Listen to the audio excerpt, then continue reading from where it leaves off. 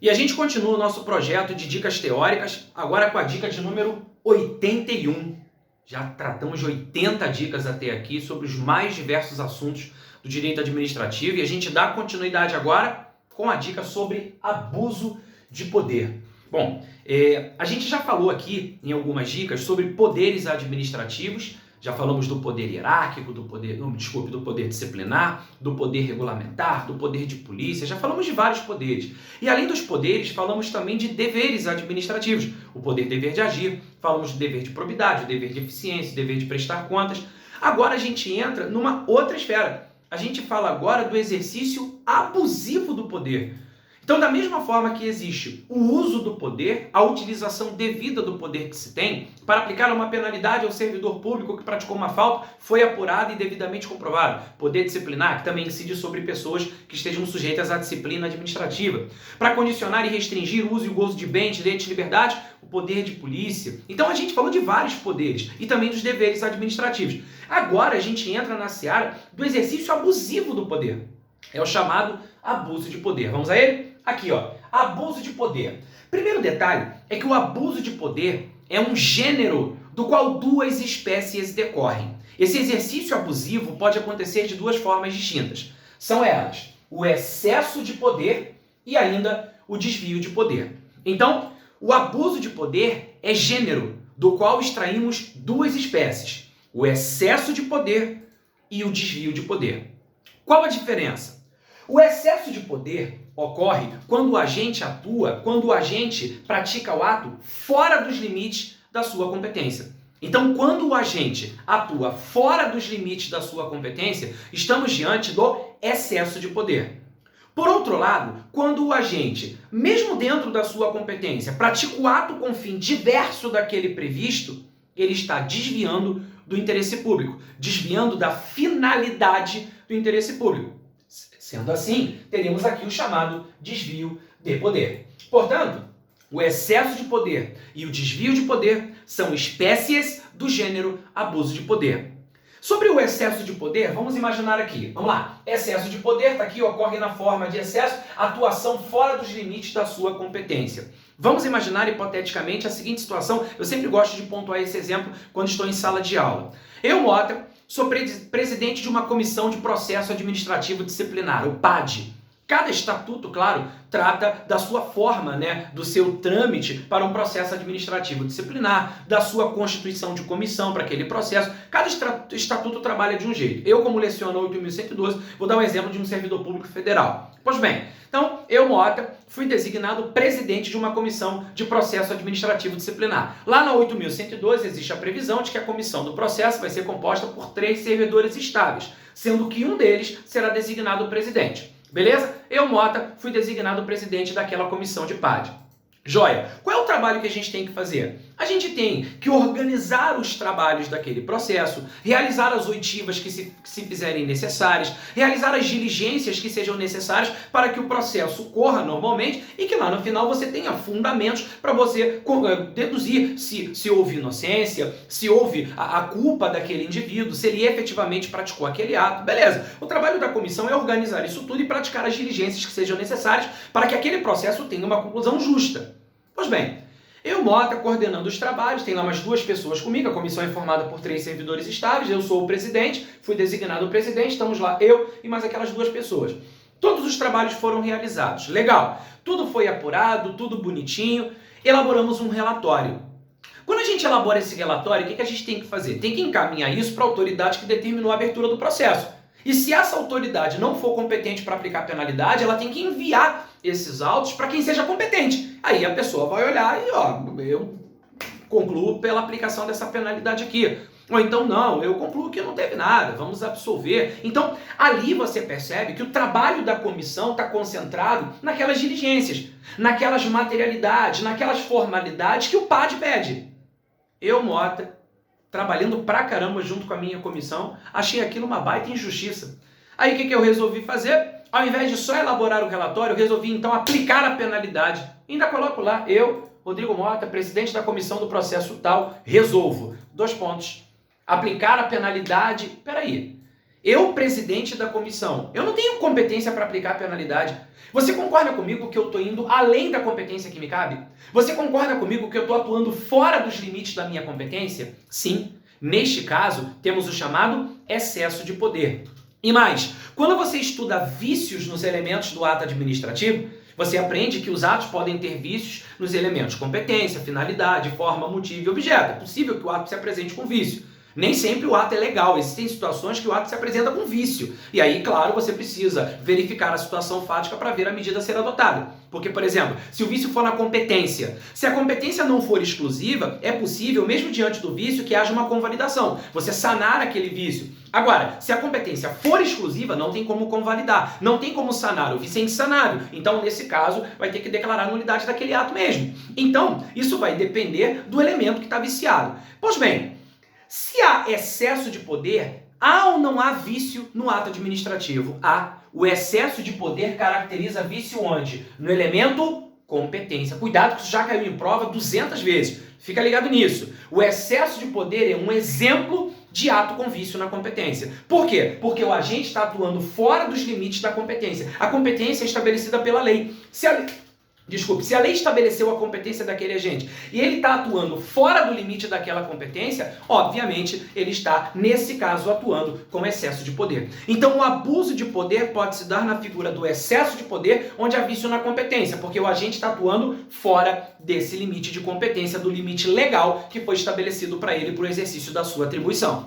Agora, por outro lado, é possível que haja também o chamado desvio de poder. E o desvio é diferente do excesso. Porque no desvio, veja aqui, o desvio de poder, o agente pratica ato com fim diverso daquele previsto na regra dele de competência. Ou seja, mesmo que ele seja competente para praticar o ato, mas ele está praticando aquele ato desviando da finalidade do interesse público. Ele está praticando aquele ato com fim diverso daquele previsto, explícito ou implicitamente na regra de competência. Nesse caso, há abuso também, mas não na figura do excesso. Esse abuso vai se dar na figura do desvio de poder. Exemplo clássico de prova. E esse cai mais do que lágrima de aluno na prova quando não estuda. Se o aluno não estuda, o que cai na prova? Lágrima. É isso. Pois bem, exemplo clássico de desvio de poder, esse toda hora aparece.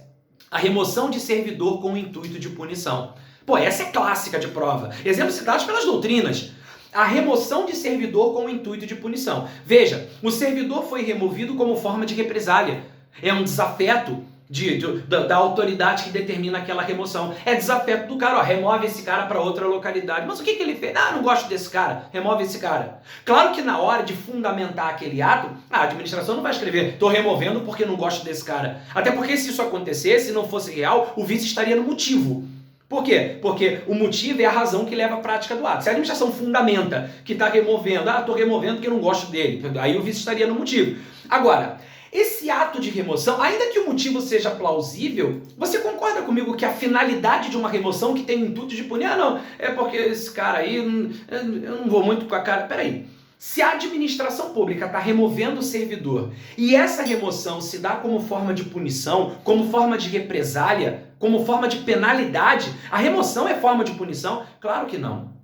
Portanto, essa remoção de um servidor para uma outra localidade com o intuito de punir, ela desvia da finalidade do interesse público, ela está sendo praticada com interesse pessoal. Se ela está sendo praticada com interesse pessoal, cadê a finalidade pública? Nesse caso, temos também abuso de poder, mas na figura do desvio. Nesse caso, o vício não está na competência, o vício está no elemento finalidade. Não à toa, desvio de poder e desvio de finalidade são termos sinônimos. O desvio de poder é vício na finalidade, é exemplo de vício na finalidade, tá claro? Então o abuso de poder pode se dar tanto na figura do excesso de poder, quanto na figura do desvio de poder. Mas volto a dizer, abuso é gênero, excesso e desvio são espécies.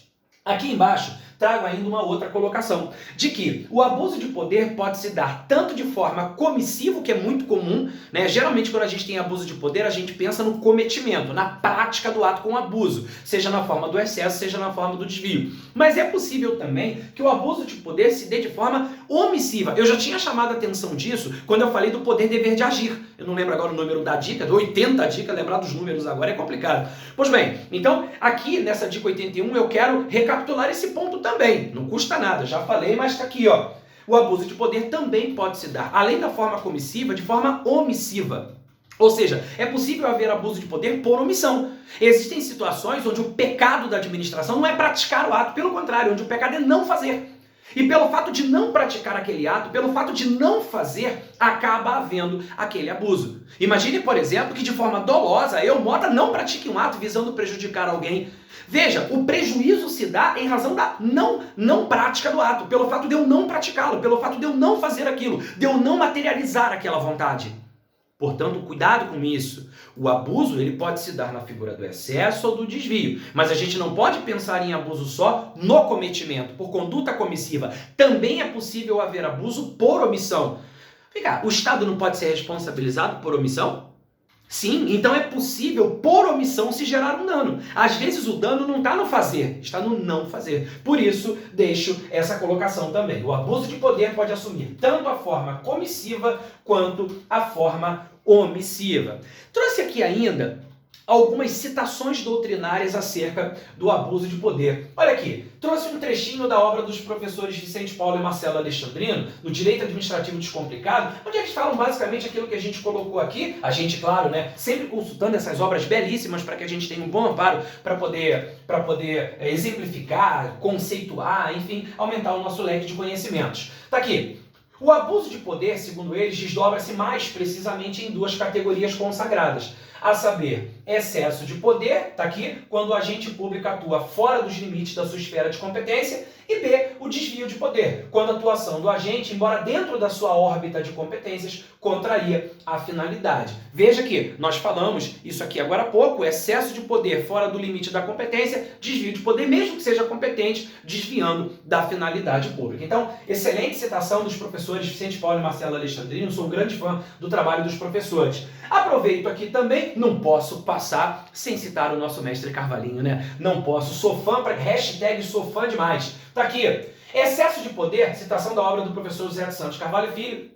Excesso de poder é a forma de abuso própria da atuação do agente fora dos limites da sua competência administrativa. Reparem que os autores seguem a mesma linha de raciocínio, atuar fora do limite da competência administrativa. Veja que é esse termo que em prova geralmente a gente vai encontrar, porque são os termos que a doutrina costuma citar. Nesse caso, ou a gente invade atribuições cometidas ao outro agente, foi o exemplo inclusive que eu citei, ou se arroga o exercício de atividades que a lei não lhe conferiu. Isso aqui pode acontecer, imagina por exemplo, um policial que vai além da atribuição que lhe cabe e atua com abuso. Veja, aliás, até tem que haver um certo cuidado, porque quando você estuda direito penal, eu disse direito penal, você estuda o chamado abuso de autoridade, que tem até uma lei nova agora disciplinando, a Lei 13.869 de 2019, né? Então, Lei 13.869 de 2019, tratando do abuso de autoridade. O abuso de autoridade é conduta criminalmente punível. Cuidado com isso. Por isso que aqui eu estou falando do abuso de poder sem entrar na seara do abuso de autoridade. Porque o abuso de autoridade, ele envolve a seara criminal, a seara penal. Mas se você tiver alguma curiosidade sobre isso, ou mesmo se vai fazer prova para a polícia e precisa conhecer mais a fundo o abuso de autoridade, dá uma paquerada na Lei 13.869 de 2019, ok? Aqui, já o desvio de poder é a modalidade de abuso em que o agente busca alcançar fim diverso daquele que a lei lhe permitiu. Então aqui a gente está dentro do padrão que a gente comentou, tudo dentro daquilo que a gente já falou. Finalizo dizendo o seguinte, olha aqui, ó, citação também do professor Carvalhinho, um detalhezinho. Pela própria natureza do fato em si, todo abuso de poder se configura como ilegalidade. Ora, veja, se o abuso se dá na figura do excesso ou do desvio, no excesso de poder é vício na competência, no desvio de poder é vício na finalidade. Então, segundo o professor Carvalhinho, se há abuso de poder, há ilegalidade.